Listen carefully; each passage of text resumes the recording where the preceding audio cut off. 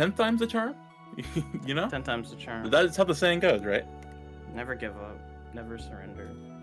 Every day is a new bracket, a new opportunity to win, and especially against Ranno, who, after the patch, seen a good 50-50 response from them. Some of them saying, "Oh, it doesn't really matter," and others saying, "This is huge, and I fucking hate my character." Dude, if there's one thing I've learned about Rivals players in the how long have I been in the community? I think like around 8 months at this point. They like to downplay, man. there's some downplayers in the mist, bro. And honestly, like, again, we've been sitting on this patch for a little bit now, and I think the only character that's like drastically different is like actually two would probably be Arcane and Raster, right? Probably more so Arcane. That character is insane right now. We'll talk about Arcane later because we got some Arcane players. Right now, we got Maypul, the character who had to get emergency patch, by the way. If you guys didn't hear about that, which is hilarious. Up air. Dude, I was talking about it with Yoda at the local last night, where I walk up to him, I'm like, bro, you're cooked, you're flipping burgers, they fixed your thing. He's like, no, I'm happy they changed that. I don't want to win with that. I'm like, damn, you're too respectful for this game, clearly. But, yeah. A few more years in the Rivals community, be like, they should have reverted it back. They should have given it to me again. I need that confirmed. It's like look at that 8-win streak. Oh, wait, that's the aura of playing online. You join the lobby. I'm gonna like play against my friend, or like we're gonna queue into each other. I'm gonna get like a 700 win streak and just win off of sheer like fear factor. Here we go, starting out immediately. Now, we're starting out here on Godai. How do you personally feel about this matchup? This matchup, it's hella scrappy because both of them can kind of, especially Maypul, really low to the floor. And as well as like the universal changes with floor hugging. I feel like it's made it much more accessible. And Ranno's still crazy. You know, like you said earlier, the downplay, I still think it's absurd. And both these characters are so like prevalent in being able to just get so much of their kill power. Because yeah, they fixed Maypul because it wasn't right. You know, as Yoda says, you know, you want to do it the right way. You don't want to do it the easy way. And this matchup especially, I'm really expecting a lot of just this fast-paced action. Yeah, honestly, like you said the right way, and immediately, really love the approach that Lone's taking early on of playing the super grounded game underneath those platforms, recognizing that Ranno's gonna find a lot of those setups with those really weird angles with snowballs here, right? And then try to like shark you from underneath the platform. So like, you know, what if I just get down there first and find most of my perch like that? Especially considering we're making space here with the F tilt already, but Turnap with that big rush in with the up strong, that's the kind of stuff with the energy we need against Maypul. That's the kind of energy I need. That's how you play this character. You get up in her face and you say, no, stop that. Exactly. It's a matter of consent. You can say no. You don't need to allow this Maypul to do these things. Let's be real. I don't like that phrasing. I don't like that. We'll come back to that. Anyways, actually, I hope we'll come back to that. Oh, okay. There you go, tether forward air. Hey, this matchup is all the essence of like matching the other person's energy. And now early on, Turnap running with the up strong and finding the forward air. And here, Lone's like, all right, bet. I'm just gonna go for the tether fair. And his play is just super aggressive grounded game, no holds barred. Turnap looking for another grab confirmed. Down throw, not gonna find that down strong. Alone looking to get the ball back into his court. He's letting it go right there. Just resetting back to neutral. Oh no, and got caught with the up air chains. Plenty of damage, and it's just continuing to get worse. Alone, once again, just playing this real good game, but finally in disadvantage. Great tech chases by this Ranno. This is what I was kind of expecting. And even up the score real fast. Both of them knock each other away, and immediately they're both holding forward to try to maintain that stage control. Golly. That's all you gotta do. You gotta be exactly just forward here, trying to keep the energy up. We're seeing Lone trying to pressure on this platform right now. Nice get up attack from Turnap though to get out of that situation. And I like the idea of the down tilt, but rolling in to avoid that up strong conversion and gonna hog that ledge. Lone again. So good at commanding the ledge and underneath the platform. Hell yeah. And nice little counterplay, you know, with the dash attack. Hella strong move. You can be able to go ahead and just hold down on the sticks and be able to get yourself in a tech situation, but twice it's happened. And 2 missed techs. Gotta be careful with those shoulder buttons. Because Maypul, once they get the momentum running, they can do some nasty little stuff. And I love that little attempt on the edge guard, but still alive Lone. Already just zooming in, getting the stage control, and stacking up the damage fast. Nice back air there, looking to find stuff from the corner. Gonna catch that aggressive read with another up air. Not gonna catch the landing just yet. Here we go. Catching on the platform though. Setting up Lily on that platform. Rushing to the other side. Lone covering essentially the entire stage right now. Back air out of shield. Waits for the roll in and finds it. Taking candy from a baby in attack position. And that's gonna be game number 1. Lone alone. It's the worst position to be in. You're just like, doesn't matter where I go. This forward strong is just gonna hit me. You Teach a man to fit. Pray. Give a man a fish. He'll be fed for a meal. Put a man in attack position, and he's cooked because Maypul down strong is pretty good. I don't know. Got so many good moves. I love that phrase. I love making stuff up, like going off of that phrase. Teach a man to fish. It's so good. Teach a man to play neutral on Fire Capital. I honestly really like this stage pick for Turnap here for a couple of reasons. One, again, given Lone's pressure and he's been putting out underneath the Godai platforms, covering most of the stage, and the speed he's getting around on Godai. But going to a bigger stage like Fire Capital, now you have a lot more space to set up your needles, you have a lot more freedom to go for those aerial approaches, and you can actually force Lone into a lot more of these aerial situations where Ranno wants you to be. Yeah, I agree. It's a good counter pick to go on, but at the same time, Maypul can do plenty of things with this space, and the special getup, a real tricky one, I have a hard time of dealing with at some points. And just be able to get that little bit of a trade, and Lone patiently waiting for it. Doesn't get the read afterwards, but the counter pick is so far working out, but the double dunk on down there is just gonna lead to a free stock for Lone. There we go, man. You cannot be idling off. You know, this is a no soliciting area off the stage against Maypul. You find that punish there, and now Turnap looking to get back in here, running across the ledge. I'm loving these down tilts over and over, and the down strong. Really good DI on that to live, but going deep for that back air. And Turnap playing the end of that stock to a T. Really good. Because I feel like that if Lone was just able to get center stage and just play the game of just not interacting, running away, constantly throwing seeds, I think it's cooked. But being able to clean up that stock in a really nice and confident fashion just speaks well, hoping that is game number 2, but I'm not a big fan of that strong. Another one as well. There we go. That is the tenacity I'm talking about, man. Maypul getting nutty, getting crazy. Ooh. Oh my! Whoa! Whoa, Lone going a little nuts right now.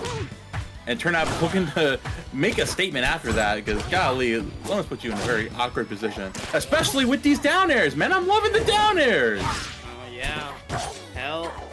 Oh my goodness, Lone is just not letting Turnap get anything. An animal. Oh my goodness. What's also really toxic about Maypul that, you know, Ranno will do as well when they're holding onto ledge in an edge guard situation. When they do that falling nair, oh my god, it's so disgusting. Real. It's so disgusting. Oh, I'm just barely avoiding that one snowball again. Make some space here. Turnap trying to temper his way in, but it's just so tough to do that against Maypul again, considering how Lone is just like using the movement that you have no real obligation to approach right now. Just sit in the corner, wait for a round to make a move. Fortunately, you're off stage now, though, but that tether is going to save you. Great tether back. And Turnap back to square one, unfortunately. Yeah.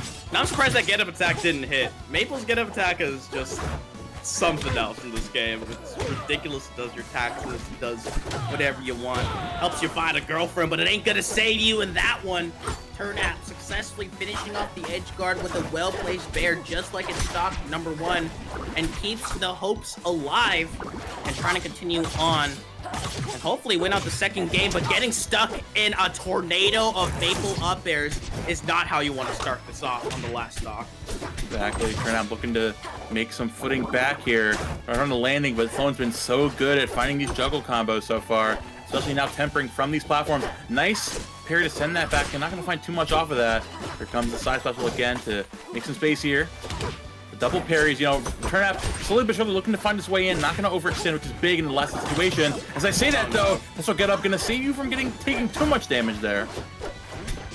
Hatched out the up air. Can't get that one for free. And hopefully it'll come back happening. I love the little delay on the aerial, expecting a defensive option and trying to go in with the tech chase. I'm liking this reaction from Turnap. A huge comeback in the works, but the down strong a little too overzealous, and an excellent chase down. I like that. Reading on those tech options is getting a little scrappy, but the marker is on Momo. A forward tilt offstage can just lead into a free follow-up with Tether. Lone looking to take more space here at the ledge, looking to cast Turnap on the back foot, aggressing back for the fade away, running back with the F tilts, not making too much an aggressive move. Turnap looking to get back in there. Dash attack, the forward air, the down strong, not going to take it just yet. All these poison stacks off stage. To the side again. Nice air dash up to avoid that, but doesn't make it back to ledge. Lone tunnels a little too hard and finding that reversal, and Turnap taking that every day of the week.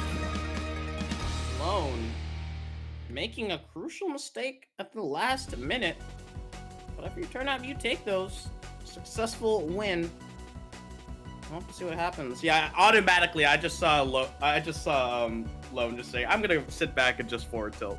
Just gonna forward tilt and just try to get the confirm afterwards. But I mean, why won't you, right? Yeah, it's such a good move, especially against Ranno. Because Ranno is a very strong character. He has that one singular weakness of like, he doesn't really have a quick grounded move to like approach with to get a combo started like Maypul, something like Maypul F tilt, right? Like Ranno down tilt isn't really going to challenge that move at all. You know, you just like F tilt down, it's losing every time. So it's you gotta like get amped up and approach from the air, get set up with your needles or something, and that's what the idea behind the Fire Capital pick was, to actually have more space to do that. But now we're taking to a smaller stage here. How are you feeling about this pick right now? I like it.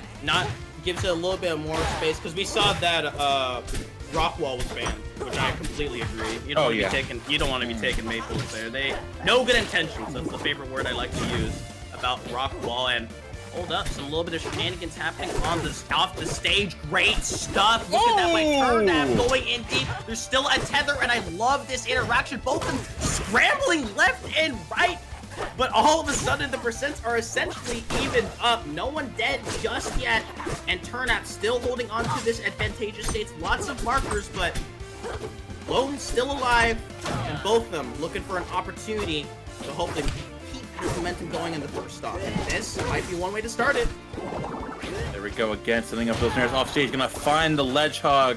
And Turnap playing that stock one phenomenally, right? Now, the idea is, game one, you got rushed down by Lone because of the smaller stage. Game two, you get a lot more space with Fire Capital. Game three, it's like, okay, you know what? I have a lot less space here on the smaller stage again. What do? I don't go on stage. I'm playing the ledge.